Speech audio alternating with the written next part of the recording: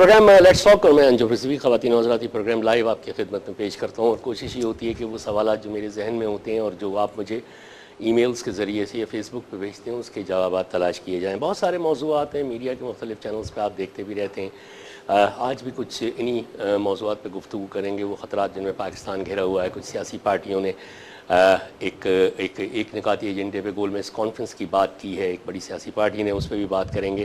Supreme court میں کیا ہو رہا ہے اس پہ بھی بات کریں گے، اور یہ دیکھیں گے کہ کافی حلقوں میں اس بات پر خوشی بھی ظاہر کی جا رہی ہے، اور تھوڑا سا تناؤ جو ہے وہ دیکھا گیا ہے کہ کم ہو رہا ہے۔ خصوصاً کل سپریم کورٹ کے ایک فاضل جج نے اپنا جو سٹیٹمنٹ دیا تھا اس حوالے سے، اور کہا جا رہا ہے کہ اس سے لگتا یہ ہے کہ تناؤ کم ہوگا اور کوئی ایک ورکنگ ریلیشن شپ بھی قائم ہوگی۔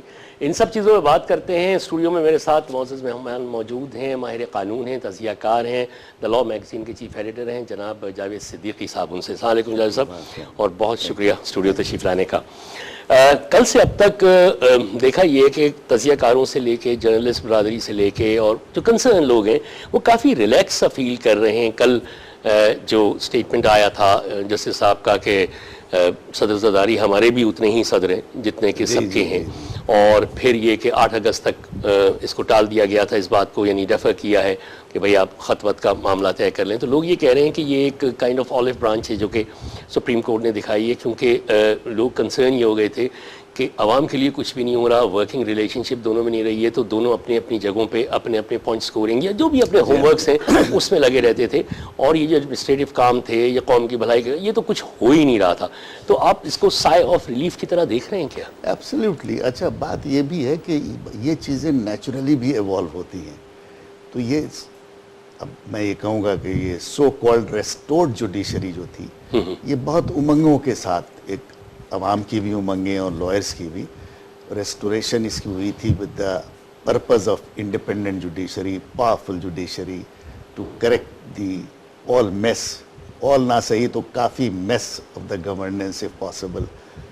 مگر یہ کہ وہ شروع سے ہی 4.5 سال کے تجزیہ اگر کریں تو یہ جوڈیشری بھی میرا خیال ہے کہ ان تمام ٹارگٹس میں ناکام ہو گئی، اور ناکام ہوتے ہوتے ایک سٹیج یہ آ گئی جس میں کچھ لوگ یہ بھی کہیں گے کہ اس نے اتنا فوکس کیا صرف حکومت وقت کو خصوصیت سے اور پولیٹیکل بھی لوگوں کو، جس سے کہ کچھ پوری چیزیں مفلوج سی نظر آنے لگیں، جس کی ذمہ داری جوڈیشری کو ڈالنے لگے لوگ، which is not good۔ مگر اس 4 سال میں 31 جولائی کے جہاں پہ NRO کیس اور NRO کو کالعدم قرار دیا گیا، اور اس سے پہلے اس مارشل لاء کو جو سیکنڈ ٹائم مشرف نے لگا تھا وہ کالعدم ہونے کے بعد سے جو رویے سپریم کورٹ کے خصوصیت سے رہے ہیں، وہ آہستہ آہستہ احساس یہ ہوا کہ اس میں وہ فورس آف ٹروتھ نہیں ہے جتنی پولیٹیسائزیشن ہے۔ ایک جنرل امپریشن یہ آیا، شروع میں نہیں تھا مگر ہوتے ہوتے آتے آتے، اور وہ جا کے پیک پہ پہنچ گیا جہاں پہ یہ تنازع ہوا کنٹیمپٹ آف کورٹ کا۔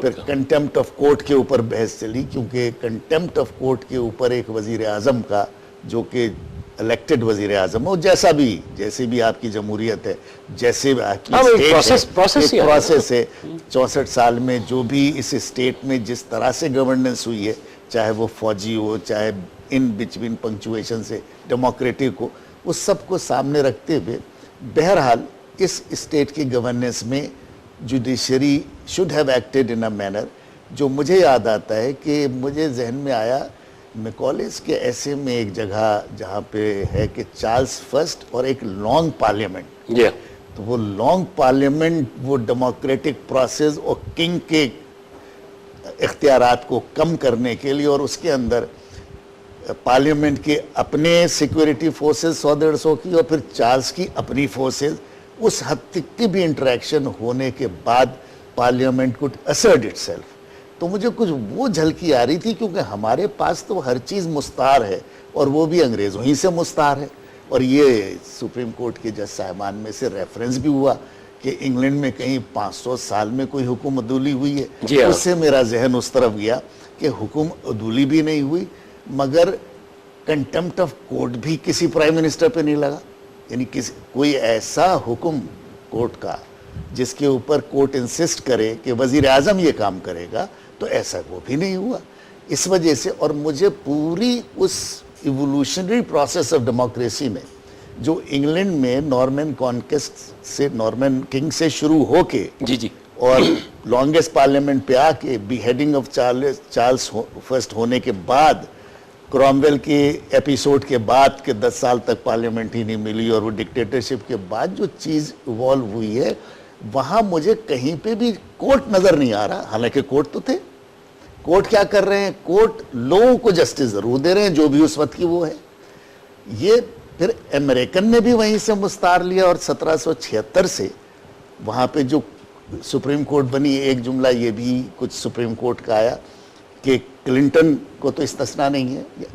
پوائنٹ یہ ہے کہ استثناء اگر نہیں بھی ہے, اول تو نہیں ہے, تو کانسٹیٹیوشن میں کوئی استثناء نہیں ہے, یہ تو ایک انٹرنیشنل لا ہے, مگر کلنٹن کی امپیچمنٹ پھر کانگریس نے کی. کانگریس نے کی اور اس میں ہمارے یہاں بھی تو ہے نا کہ پارلیمنٹ کین امپیچ کر, مگر supreme court has no interference in that. آج ایک ہیڈ لائن لگی ایک لوکل ڈیلی میں, آپ نے بھی شاید دیکھی ہوگی, اس میں سپریم کورٹ کے حوالے سے, کسی جج کا نام نہیں, سپریم کورٹ کے حوالے سے اسٹیٹمنٹ تھا کہ کسی بھی قانون کو معطل کرنے سے سسٹم ڈیریل نہیں ہو جاتا ہے. ہاں صحیح بات ہے. تو مطلب سسٹم, اس کے آپ بھی قائل ہیں کہ سسٹم کو تو چلتے رہنا چاہیے. ہاں, مگر سسٹم ڈیریل نہیں ہوتا, مگر قانون کو معطل کرنا ایک بہت بڑا ذہنی اس کی ایکسرسائز, اور اس کی نتائج صرف اور صرف well being of the people ہو.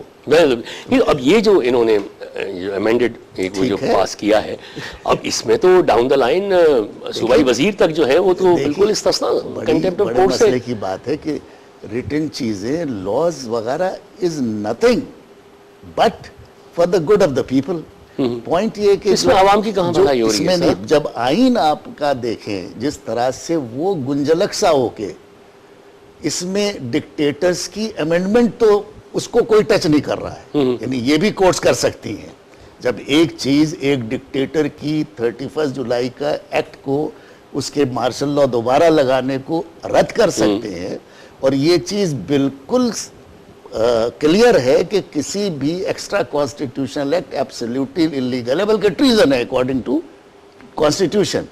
تو شروع سے جتنے ایکٹس ہیں ان کو دوبارہ کانسٹیٹیوشن کو لائن پہ لانے کا رائٹ بھی اور حق جیسے پارلیمنٹ کو زیادہ ہے, سپریم کورٹ کو بھی تو بنتا ہے نا.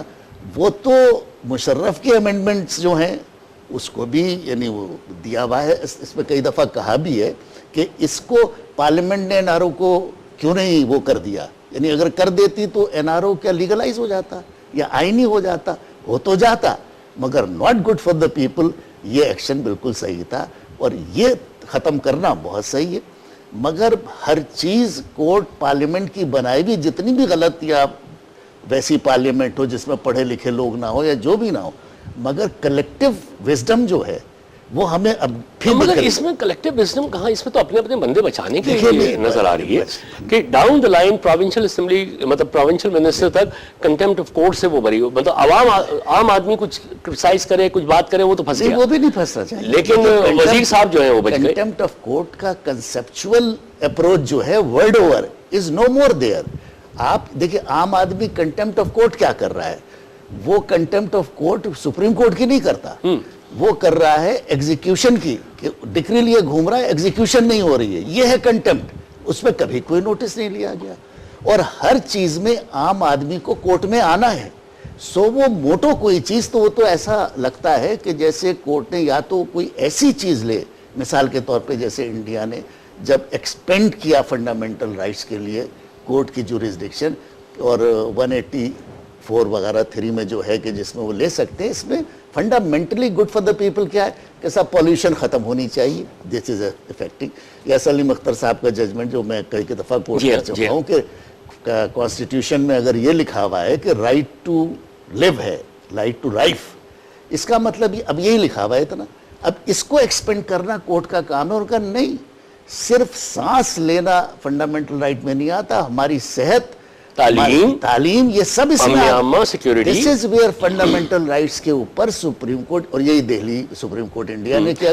بہت سارے فیصلے جو کورٹ نے کیے ہیں جس پر اب تک عمل نہیں ہوا ہے، یہ بھی تو کنٹیمپٹ آف کورٹ کی زمرے میں آ رہے ہوں گے.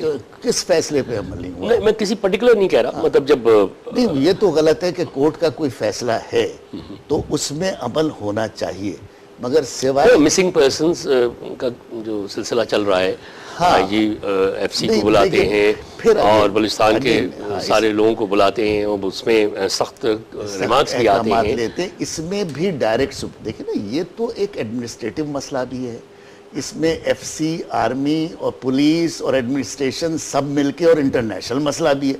اگر اس میں پڑھیں گے تو پھر سپریم کورٹ کو تو پھر بہت کچھ نہیں دکھ رہا. مطلب بہت سارا ٹیررزم کے لوگ، مطلب آپ کا وہ کمیشن، ایبٹ آباد کمیشن کیا کر پایا؟ کیسے تھا یہاں وہ؟ یعنی سوورنٹی آپ کی ایفیکٹ ضرور ہو رہی ہے، مگر کہنے والے یہ کہتے ہیں کہ فاٹا میں تو آپ کی سوورنٹی نہیں ہے. یہ کہا اس باہر کے امریکنز کسی نے. تو ان میں آپ نہیں دیکھیں نا، جب سول وار ہو رہی ہیں انگلینڈ میں، امریکہ میں سول وار ہو گئی، سب ہو گئی، کانسٹیٹیوشنل کورٹس یعنی سپریم کورٹس لے کے نیچے کورٹس کام تو کر رہے ہیں نا.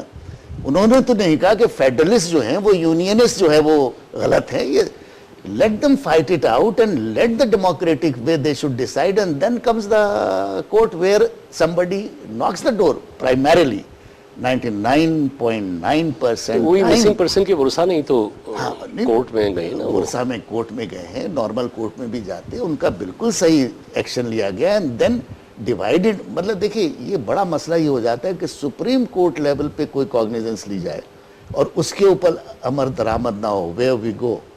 یہی تو اس لیے سپریم کورٹ کو بھی بہت کورٹس کو محتاط رہنا چاہیے. اس کے لیے ایک میکسیم یہ بھی ہے کہ the order which cannot be implemented or whatever reason, court should not pass such orders. اچھا، اب میں ذرا اور کچھ سمجھوں گا. ایک اور پوائنٹ ہے جس پہ کہ لوگ کافی بحث کریں گے. چھوٹے سے بریک کا وقت ہو رہا ہے، بریک پہ جاتے ہیں، بریک سے واپس آتے ہیں اور کچھ اور جو تجزیہ کار وغیرہ کچھ سوالات کر رہے ہیں کہ اگر کورٹ نے فلاں ڈیسیجن لیا تو کیا ہوگا، کیسے ہوگا اور اس کی امپلیمنٹیشن کیسے ہوگی. اس پہ ذرا سے میں چاہوں گا کہ آپ روشنی ڈالیں. ایک چھوٹے سے بریک کے بعد خواتین حضرات جاوید صدیقی صاحب سے یہ دلچسپ گفتگو جاری ہے، کہیں جائیے گا مت. ایک چھوٹے سے بریک کے بعد آ رہا ہوں.